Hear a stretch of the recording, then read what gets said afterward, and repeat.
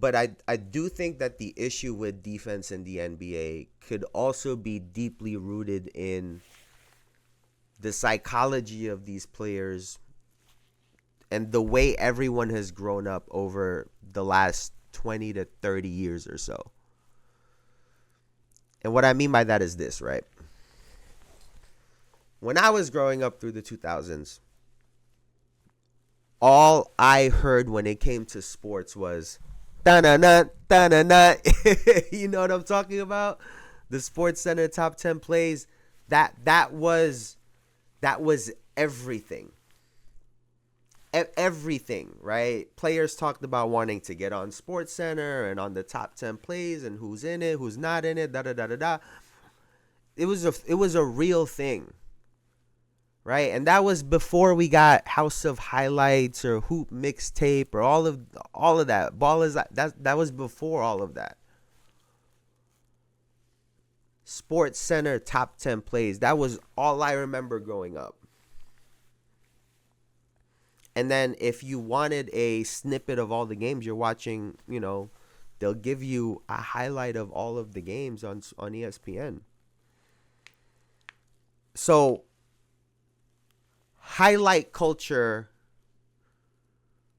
really started in, the late 90s, early 2000s, where we started to have talk shows, and I didn't know it then, but people are talking about these games as if they watched all of them when they only really got snapshots of it. And so you get a generation of kids that are growing up it's all about the highlight. And then when you start getting into the hoop mixtapes and the high school tapes of all of these kids in AAU getting 30s, 40s, 50s, and they're getting popular off of highlight plays and highlights, it continues to promote this highlight-driven kind of basketball game. And don't get me wrong, I enjoy some of it still. Like, I think LaMelo Ball is incredible. He plays like it's a hoop mixtape. Like, he plays like he on the basket, like he on the playground, like at lunch. And it's fun. But everyone can't do that either, right? And I think, like, I grew up on that in the 2000s, and you could imagine all the kids growing up, that's all they're watching and consuming. A lot of them aren't watching full games or watching film of stuff. People aren't watching the full games back on YouTube like I used to. I mean, there's just that people just don't do that. And so you get a whole generation of kids that glorify the highlights in sports. And then when Shaq retires, right, what does he come up with? I'll let y'all think about it. What does Shaq come up with that's one of the most popular things in basketball for a while? And if you said Shaqtin' a fool, then you would be correct. And that was also a thing, right? NBA players would deadass say, "Oh shit, like damn, like if I fuck up, like I knew I would be on Shaqtin'. I knew I would be on it," and it was a thing. And granted, a lot of it was funny, and they're just kind of trolling. People don't even watch the stat lines anymore, just headlines. Facts. That's what I'm saying. Some people don't even be watching the games for real. But so you get a bunch of people who are now in fear of fucking up. And granted, the players at the time in the NBA who were ending up on Shaqtin' a Fool, I don't think that they were actually like embarrassed. I don't think they were actually changing the way that their games were because of those highlights. But a young kid growing up that doesn't know any better and doesn't understand what's actually going on oh shit, I could just not play defense that hard, so that doesn't happen to me.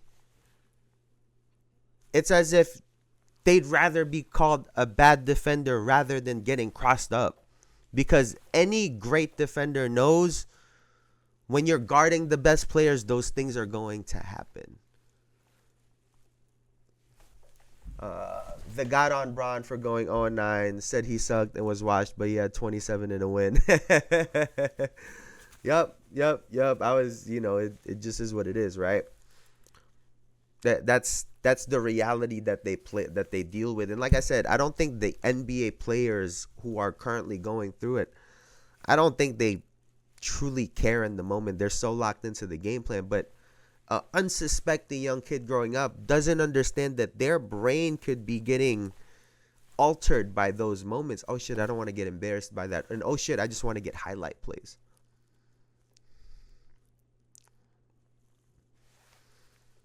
So there is psychologically, there's this deep rooted feeling of, oh shit, you can't fuck up because you don't want to be on Shaq then, because that was a real thing. And oh, I have to get highlights because highlights means views.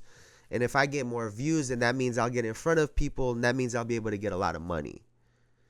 And if I can get more highlights and less embarrassed, then that's what'll make me a great player. And that's what'll get me a lot of money.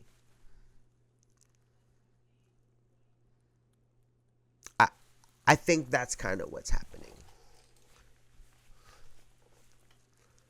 Right? We have the way the media has pushed certain things. Highlight culture. There isn't enough about the study of the game. Right? That's why people were so amazed by the LeBron James and JJ Redick podcast. And I was excited too because I love to learn, especially about basketball. Like I want to learn more about basketball, about the way that they see things, the coverage. I love that stuff. But everyone was so excited for it because it's not something that's pushed necessarily. And, these companies, they're businesses at the end of the day, right? It's not being pushed for a reason. It's not an accident, right? It's not it's not an accident why they're not pushing it because, it's not getting the return, the same return that they would get for a bunch of highlight plays that they could post up.